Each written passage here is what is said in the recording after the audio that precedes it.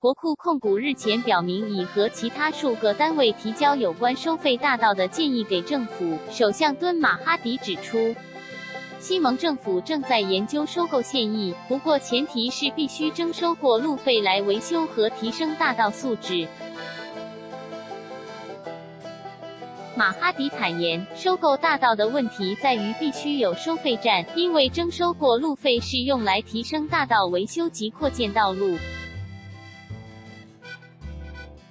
不过，政府是否通过国库控股收购国内15条大道一事，马哈迪说，至今还未有定案。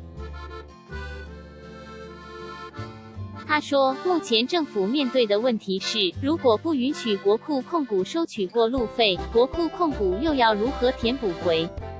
收购大道所需要用到的资金？他是今日与1500名公务员对话后，在记者会上这么指出。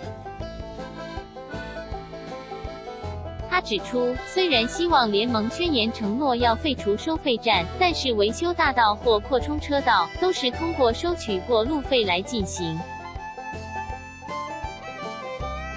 现在我们发现，如果不收取过路费，就需要花费数百亿令吉来收购大道，政府目前没有钱。就算政府有能力收购，过后也需要用很多钱来维修，因此民众必须明白这点。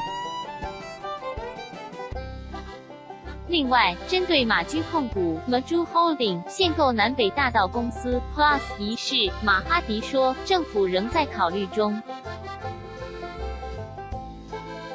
他说，马驹控股所提成的计划书中，只是现役降低过路费，以及如何提升大道设施等等。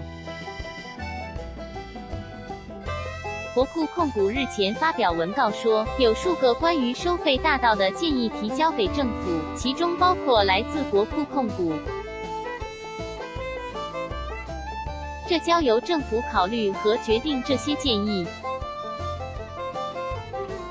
政府正在研究以430亿令吉收购包括南北大道在内的15条高速大道的现役。新海峡时报较早前报道，政府将以308亿令吉收购南北大道公司拥有的高速大道，以及以31亿令吉收购 Prolintes 大道公司所拥有的高速大道，以56亿令吉收购金务大 Gamuda 旗下4条大道特许经营权，以及27亿令吉收购 IJM Corp PHD 拥有的大道。Let's block S Y